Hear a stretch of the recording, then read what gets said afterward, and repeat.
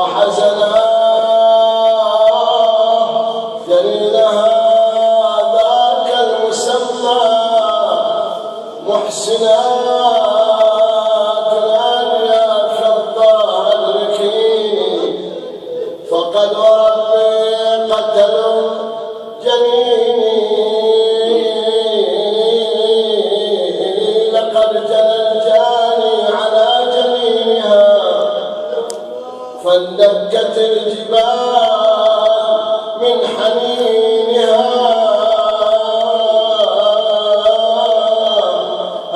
وجاوزوا الحد بلطم الخد شلت يد الطغيان والتعدي فاحمرت العين وعين المعرفة تذرف بالدمع على تلك الصفة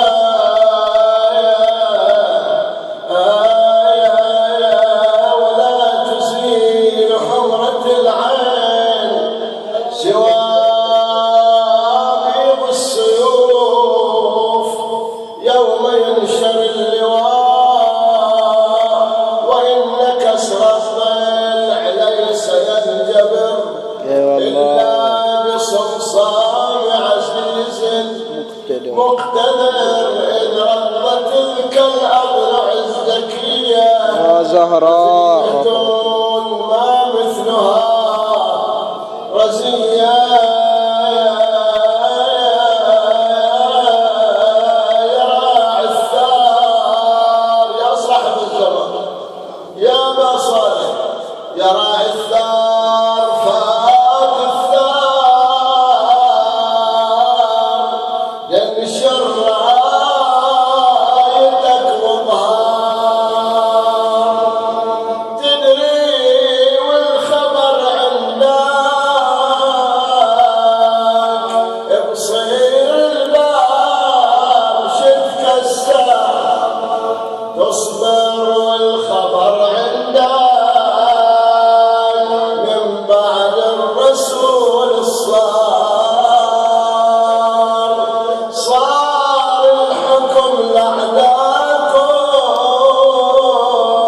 وظل جدك جليس الدار تدري من جرى الباب الزهراء جدتك بالنار هذه قلوبنا لسه بذيك النار تتوجه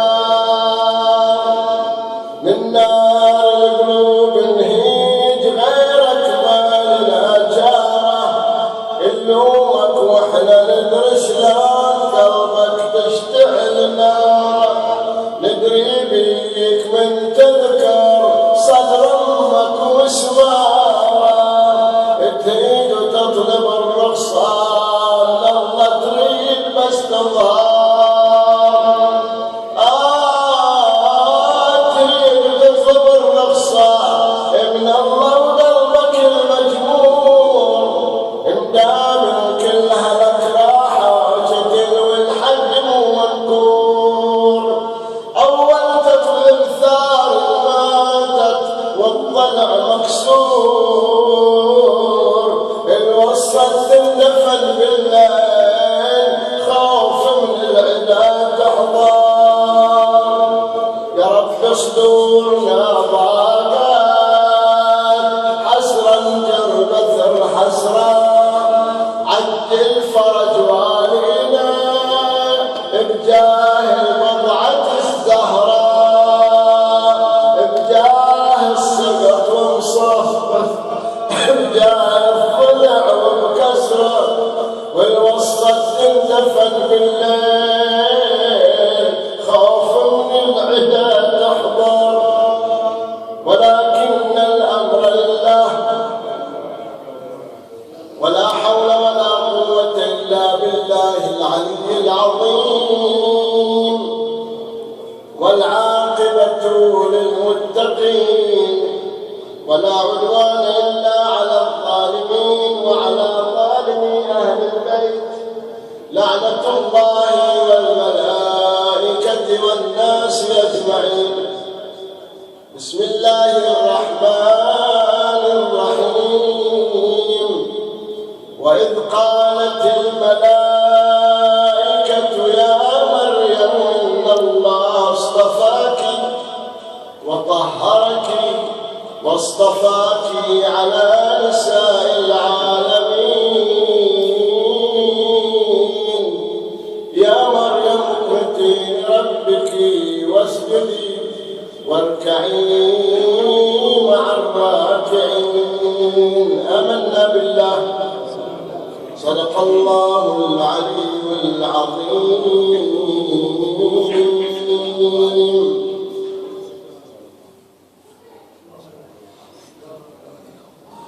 إن الله سبحانه وتعالى هو المتصرف في العباد، حيث أنه خلق الخلق وهو أعلم بأحوالهم وأعرف بعباده، وهو المتصرف في كل شيء يريده. والله سبحانه وتعالى اصطفى من عباده من يشاء أو يصطفي من يشاء. هو المختار اللي يختار من العباد ويصطفيهم ويختارهم هو سبحانه، والذي يجتبيهم. إن الله اصطفى آدم ونوحا وآل إبراهيم وآل عمران على العالمين ذرية بعضها من بعض والله سميع عليم. الله هو الذي اصطفاهم واختارهم من دون غيرهم من الخلق، حيث أنه هو الخالق. فالله سبحانه وتعالى اصطفى مريم عليه السلام وهي امرأة، لكن اصطفاها واختارها سبحانه، وهي سيدة نساء عالمها، وهي مريم العابدة الزاهدة. نعم. فالملائكة هي التي أخبرت إن الله اصطفاك وطهرك واصطفاك على نساء العالمين. والله سبحانه وتعالى يقول صلى الله عليه وآله: حسبكم من نساء العالمين 4. أخذت امرأة، لكن الله سبحانه وتعالى فضل هؤلاء النسوة 4 على النساء. حسبكم من نساء العالمين 4، خيرات النساء، أفضل النساء، سيدة نساء العالمين، أفضل نساء العالمين. هؤلاء 4 من هم 4؟ مريم بنت عمران، آسيا بنت مزاحم، خديجة بنت خويلد، فاطمة بنت محمد صلى الله عليه وسلم. صلى على محمد.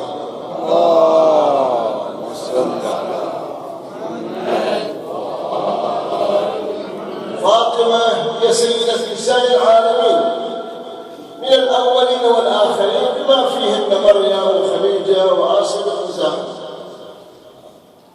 خديجة وما أدراك ما خديجة، هي من السيدات، من الخيرات، من اللاتي عينهن النبي صلى الله عليه وآله. فهذه المرأة الجليلة القدر هي أم الزهراء، هي التي آثرت الآخرة على الدنيا. تعلق قلبها بالإسلام، تعلق قلبها بالإيمان برسول الله صلى الله عليه وسلم، وحبها للنبي حبا لله، بذلت جميع ما تملك من أجل الله. هذه المرأة الجليلة. آسيا بنت مزاحم هذه آثرت الآخرة على الدنيا، امرأة. هذه يقول بس المرأة لكن خير كثير من الرجال. فآسيا بنت مزاحم زوجة فرعون اللي قال أنا ربكم الأعلى، فرعون الذي قال ليس لي ملك مصر، فرعون وهي زوجته خليلته. لكنها ماذا تقول كما أخبر القرآن عن قولها: ربي اجعل لي عندك بيتا في الجنة ونجني من فرعون وعمله ونجني من القوم. فاختارت البيت في الجنة على فرعون وملكه، لأن ملك فرعون ملك الدنيا زائل ونعيم الآخرة باطل.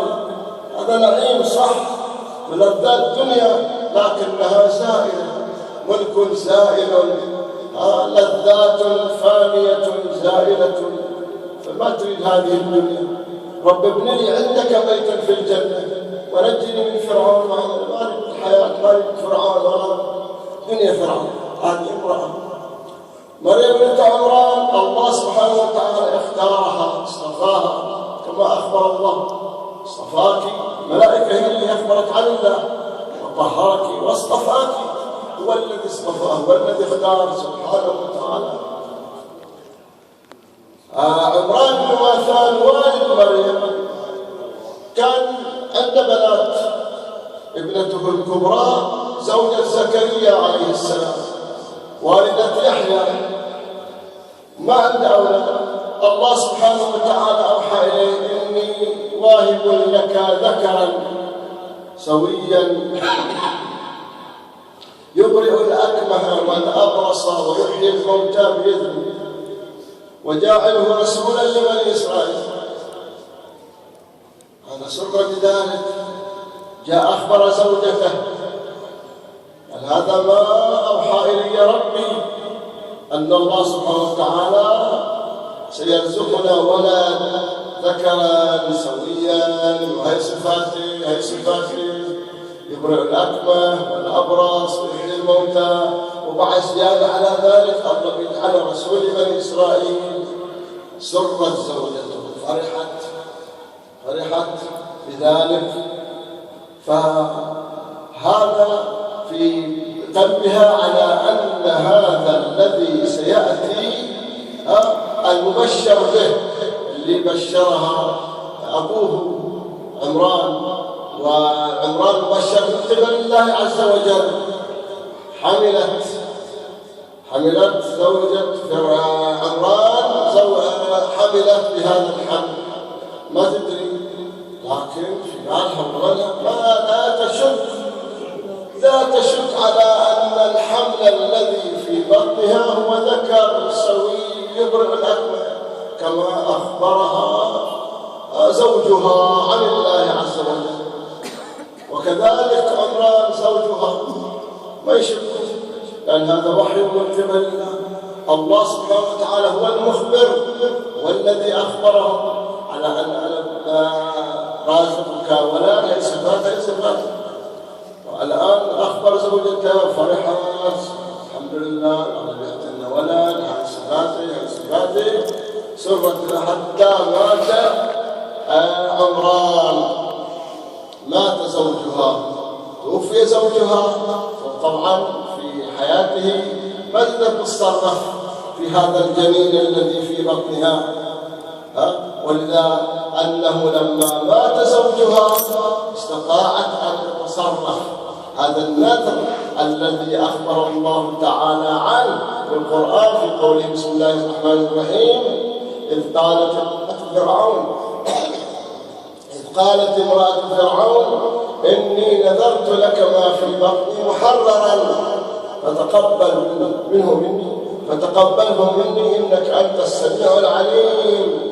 نذرت هذا الجنين اللي في بطنها لأن لا تشك أنه ذكر، فمن حبها لهذا الجنين وهي الصفات الحميدة قال: هذا ما أربي أنا، ما أخليه في البيت، أخليه في الكنيسة في بيت المقدس ويا الرهبان في المعبد. هذا التصرف متى؟ إلى أن يبلغ، سواء كان رجل أو امرأة. لما يبلغ وهذا الرجال خلاص هذا القيد ينفك. الآن مقيد ما دام هو قبل البلوغ يكون خادما للرهبان مع العباد في بيت المقدس في مكان العبادة.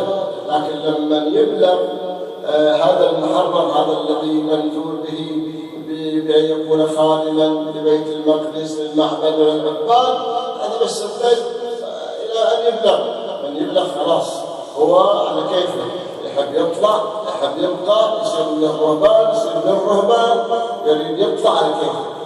هذا القيد يرتفع.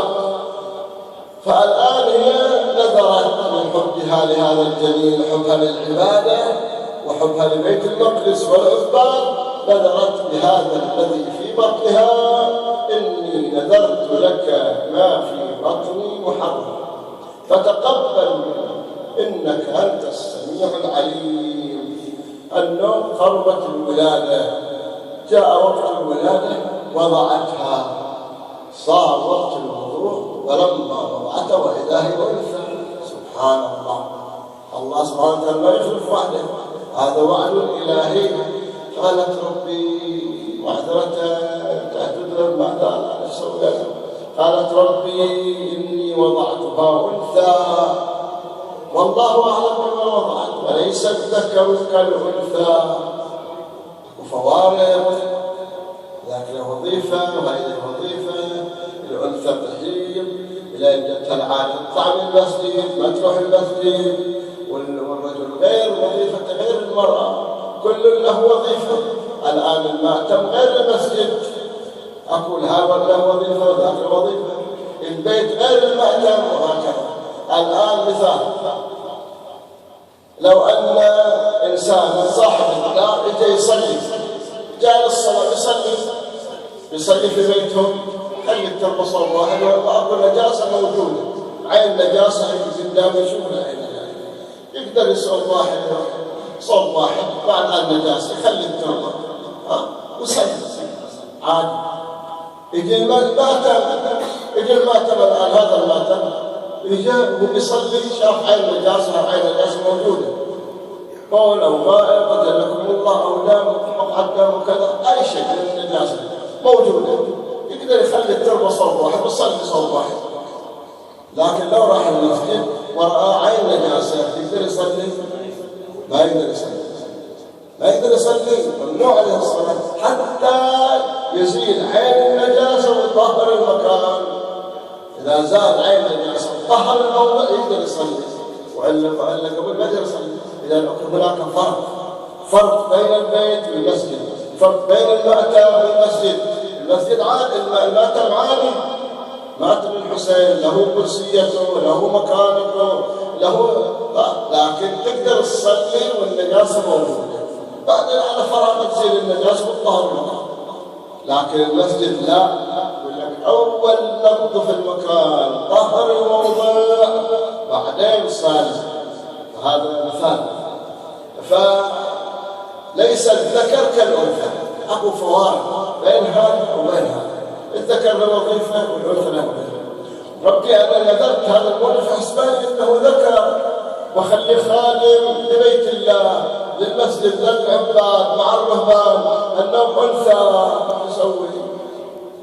وقد سميتها وإني سميتها مريم باعتبار العابدة، خليها مع الله منذورة لبيت المقدس مع العباد، خليها وديها مريم. وإني أعيذها بك وذريتها من الشيطان. شالتها ودتها وين؟ بيت المقدس. قالوا ترى هاي منذورة إلى هذا المكان المقدس تكون معكم. فكلهم على رأسهم زكريا والجماعة كل الرهبان كلهم يقول أنا أكفلهم، خليها بكفالتي أنا. قال الثاني أنا، قال الثالث أنا، قال ذاك الرهبان قال لا تشاجروا فيما بينهم إلى أن قالوا الآن نعمل بالقرعة. القرعة هذا لكل شيء مشكل من ذي القدم ساعتين قصة يونس بن مكة لما ركبوا في السفينة وعملوا القرعة، يعني دليل على أن القرعة من ذي القدم موجود. فداها جاه الخبر عنها وضعفه بالوطية، من غشوة قام وشويد السلطان، من وصل يوم الدار لما الخلق صوين، فضات نادي ماتت أم الحسن وحسين، في وين واللي ظلمت الدنيا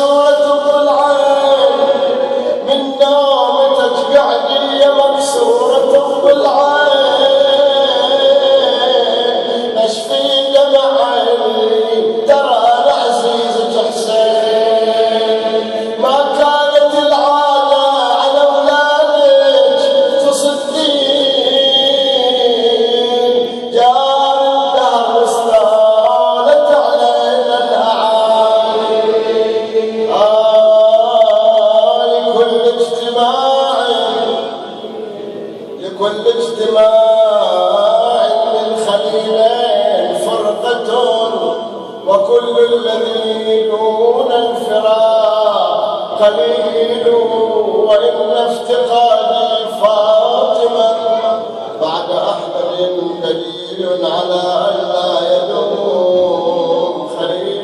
يا الله إلهي وسيدي مولاي نسألك بحق الزهراء وأبيها وبعلها وبنيها والسر المستودع فيها، نسألك أن تصلي على محمد وآل محمد وأن تفرج عنا وعن المؤمنين والمؤمنات سيد المعتقلين والمعتقلات، فرج عنهم يا الله. اللهم فك أسرهم، اللهم آمنا في أوطاننا ولا تسلط علينا من لا يرحمنا وامنع أيدي الظلم أن تصل إلينا. اللهم رد كيدهم في نحورهم واجعل بأسهم بينهم. اللهم غيث حالنا بحسن حالك. المسددين والحاضرين تقبل الله عمل الجميع بأحسن القبول واحفظهم في أنفسهم وأهلهم وذويهم بحق محمد وآله وبحق المباركة الفاتحة. نسبق والصلوات.